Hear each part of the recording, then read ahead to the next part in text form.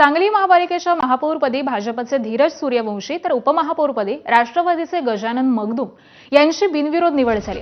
सांगली महापालिकेमध्ये भाजप आणि राष्ट्रवादी यांच्यामध्ये युती झाल्यामुळे सत्ता स्थापनेचा मार्ग हा मोकळा झालेला होता।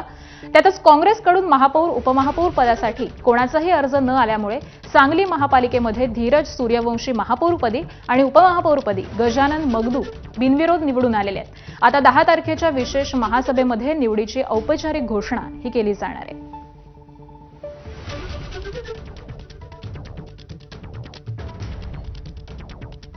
पक्षाने आमच्यावर विश्वास ठेवून आम्हाला महापौर पदाची संधी दिली आणि ती आज सर्व पक्षांच्या मदतीने आम्ही बिनविरोध महापौर उपमहापौर झालो। सर्वप्रथम आमच्या भारतीय जनता पार्टीच्या सर्व नेत्यांचे आभार मानतो।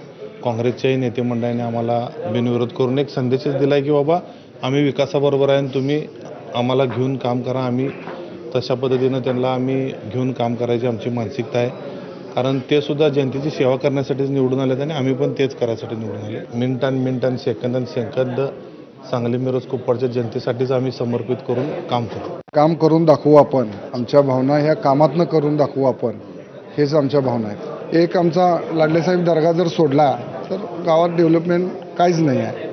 तर आम्हाला या राष्ट्रवादी काँग्रेस पार्टीनं जिल्हाध्यक्ष जगदाळे सरांनी एक माझ्यावर विश्वास ठेवून की गजाननला उपमहापौर केल्यानंतर कुपवाडचा विकास होईल।